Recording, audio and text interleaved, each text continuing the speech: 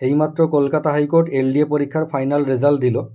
Cut off ঠিক বলবো না, কেননা কোর্ট তো জানিয়েই দিয়েছিল 50-এর নিচে পেলে কাউকে নেবে না, মিনিমাম 50 পেতে হবে।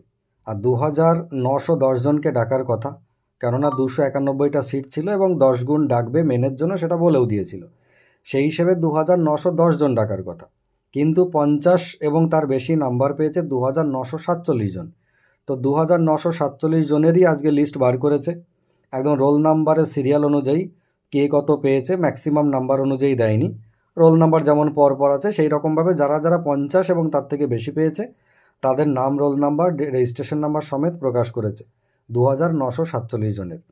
এবং এটাও জানিয়েছে যে সার্টিফিকেট ভেরিফিকেশনে যদি কোনো রকম ডিস্টার্ব থাকে তাহলে তাকে কিন্তু ফেজ 2 বা মেন পরীক্ষায় বসতে দেবে না, প্রিলিমিনারি পরীক্ষাই তার শেষ।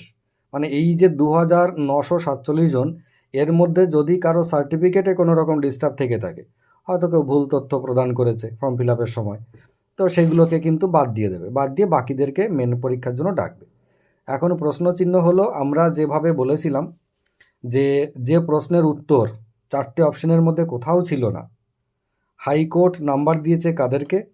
যারা সেই অপশন চুজ করেছে, মানে যে কোনো একটা ভুল অপশন চুজ করেছে তাকেই হাইকোর্ট যোগ্য মনে করেছে, বুদ্ধিমান মনে করেছে।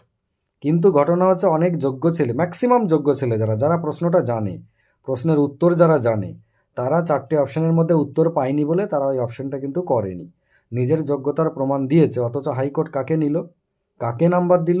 যে অযোগ্য, যে প্রশ্নই জানে না, উত্তরও জানে না, হয়তো চোখ বন্ধ করে মায়ের নামে টিক মেরে দিয়েছে, ব্যাস, তাদেরকে হাইকোর্ট যোগ্য মনে করে নিয়েছে।